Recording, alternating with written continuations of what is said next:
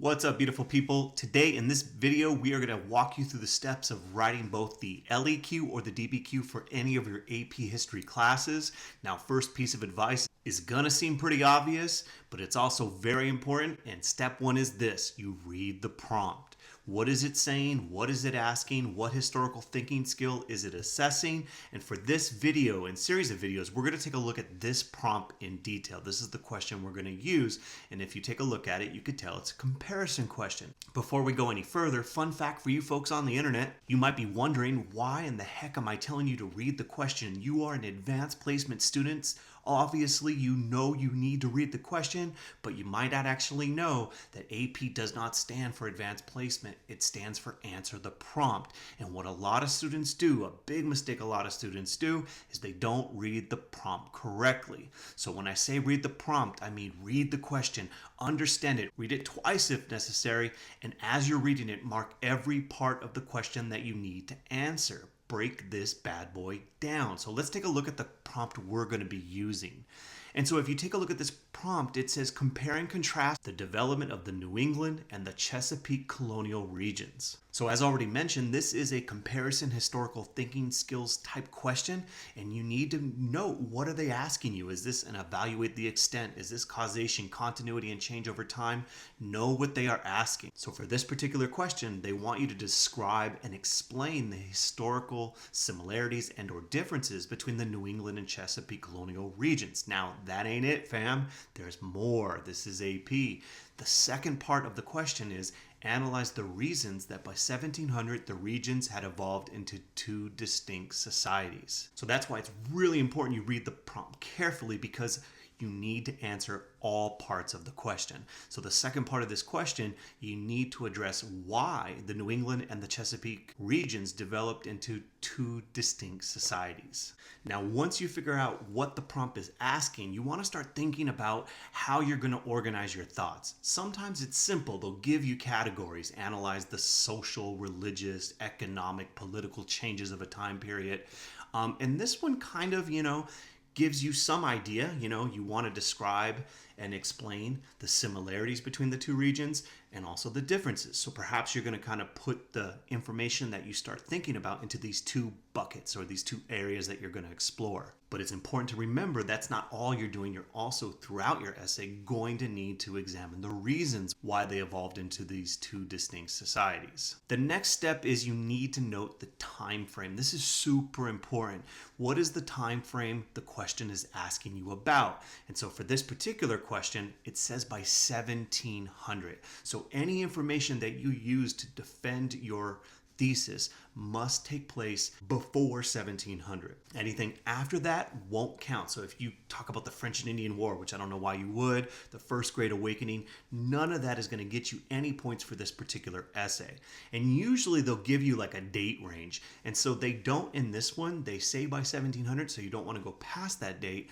But, for this essay, it's safe to assume that you can talk about most things from 1607, which is the foundation of Jamestown. If you stick within this time frame, any information you use to try to prove your thesis would be eligible for getting you points. So you don't want to go outside the time frame. The next thing I recommend is you do a quick brainstorm of any outside information, whether or not you're doing an LEQ or a DBQ. Start thinking about, what do you know about this topic that you can kind of come up with? And so maybe when you first read it, you start thinking about these things. You don't really have any sense to them. It's just information that is triggered when you think about Chesapeake or the New England colonies.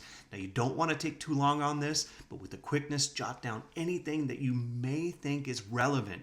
And this may be useful when you're setting up contextualization, your outside information, or even your thesis. Just as you're processing the question, you're getting the brain doing brainy stuff. Now, if your brainstorm looks like this, you are in trouble. So if you can organize your brainstorm into categories, whether it be similarities or differences between these two regions, or social or political, whatever the buckets or categories that you're using, but you want a quick brainstorm. Now, and if you're turning into this dude, you just want to move on. And so quick checklist within the first 2 to 3 minutes max. I'm talking about, in the first 2 to 3 minutes, you want to read the prompt, break down the prompt, note the date range, brainstorm outside information. But like I said, no more than 2 to 3 minutes on this process. Now, if you are working on the DBQ, which all you 2020 folks, that's only what you're going to be doing, you would then begin to read and annotate the documents. And I'm going to be doing a separate video about how to approach the documents, how to use them as evidence. But assuming you have finished reading and annotating the documents, or you're doing an LEQ, the question is now, what do you do next? And that leads us to our next step, is actually writing this essay and hopefully knocking the bad boy out. And the first thing most students write, and the first point you really should get, is your contextualization point. And so, quick little look at the rubric for contextualization. Here's what the College Board says about contextualization. Like I said, it should be your first point, and it describes a broader historical context relevant to the prompt. And you can keep reading right there, and you're probably wondering, what's up with the Star Wars crawl? That's a good way of thinking about contextualization, very similar to the Star Wars crawl. And what I mean by that is contextualization gives your reader the broader historical context that is relevant to the prompt. And if you've seen the first Star Wars, A New Hope, the opening crawl gives you all sorts of background info necessary to understanding the film. You know, it's also similar to like how TV shows will oftentimes do previously on. And if you read the crawl, basically you learn all this stuff that helps you, the viewer, make sense of what's been going down prior to the film. And this context provided by the crawl sets the scene for the movie to come. And without this context, you'd probably be hecka confused. And so that's what you really want to do for your contextualization. Think of contextualization as setting up the scene. You are bringing the reader into your thesis statement that you will make, and you're not just jumping right into your argument, you're setting the mood. And so contextualization, a good way of thinking about it is it should go in your intro paragraph. Even though that's not a requirement, that just is good writing.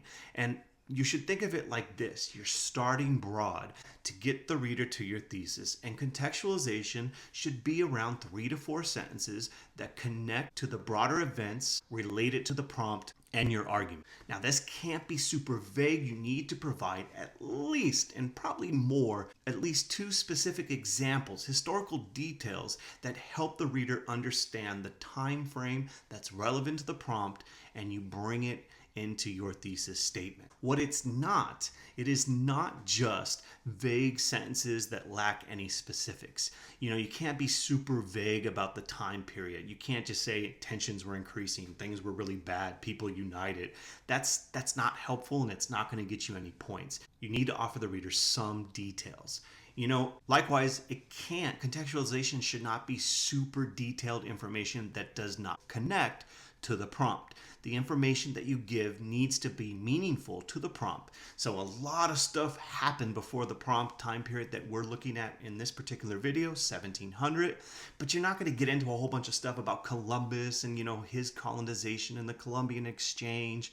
You know, it's not really relevant to this particular prompt, although it is part of this bigger picture of colonization. It's not going to get you any points for this particular essay. The other thing to keep in mind is contextualization is not getting into evidence that answers the question. So if you're writing a DBQ, this is not the time to throw in your analysis of the documents. You don't want to get stuck in the weeds here. You know, don't give us everything you know about the foundation of Jamestown or the first Thanksgiving or Pocahontas's, you know, wardrobe. You want to set up the broader historical processes that are relevant to this prompt. So let's take a look at a couple of examples. This one is not contextualization, although the student tried to pass it off as such. The British founded many colonies in the New World, and you know what? That's not untrue, but it's super vague and it doesn't really show an understanding of the time period. If you keep reading, they also go on to say these colonies would eventually become the United States. And once again, they're not wrong, but none of this information has a meaningful connection to the prompt that we're looking at right there above, nor does it show an understanding of the historical process occurring before 1700.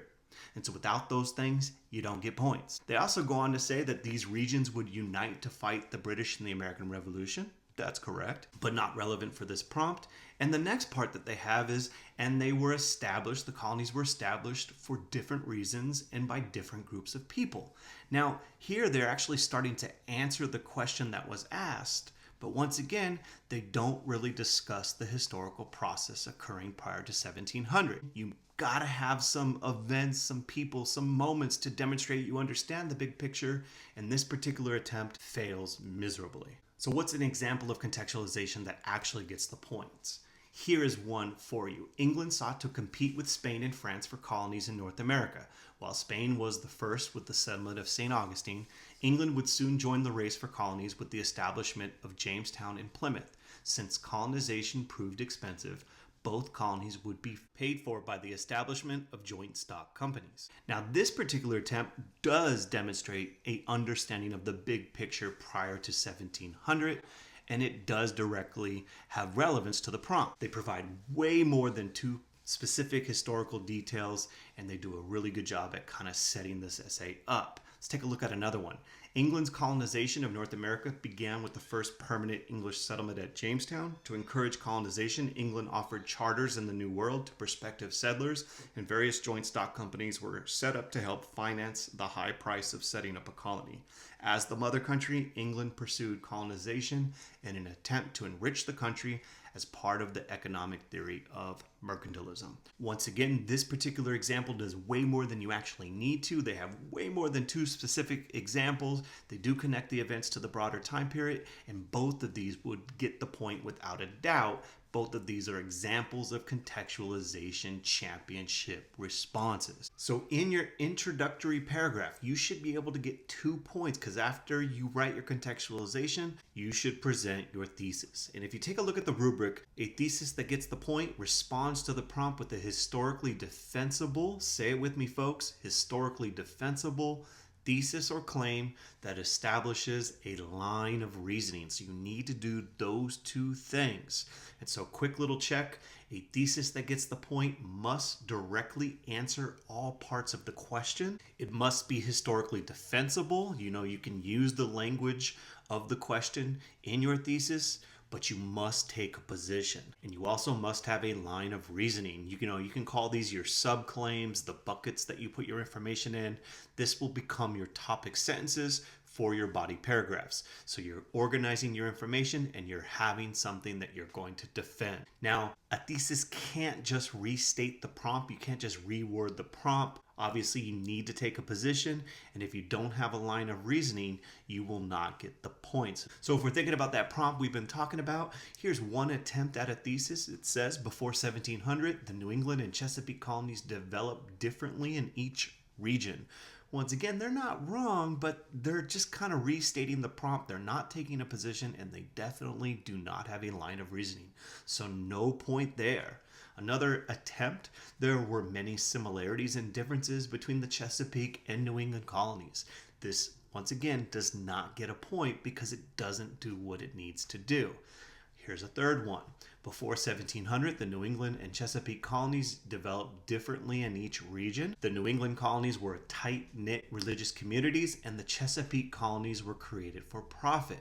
Now, I know a lot of you, or maybe some of you, are saying, "Ooh, that one has some meat on them bones," but that also would not get the point because it doesn't have a line of reasoning. It's not directly answering that second part of the question. Now, some folks like to use a thesis formula, and two kind of popular ones is X, however, A, B, and C, or sometimes just A and B, therefore Y, or although X, Y because A, B, C. And if you're going, what the heck? Basically, this is what these formulas are meant to represent. So for instance, X would represent your counter argument, the best counterpoint to your thesis, and then you would kind of present that. And then, however, A, B, and C, these are your best kind of ideas or arguments to defend your thesis, your line of reasoning, and then Y would be your thesis or your argument. So how does one of these formulas look if you actually put it into action? So for instance, this would be an example using the formula above. Although both the New England and Chesapeake regions faced difficulties with the indigenous people and were under the mercantile system, this would be kind of a counter argument. They have some similarities.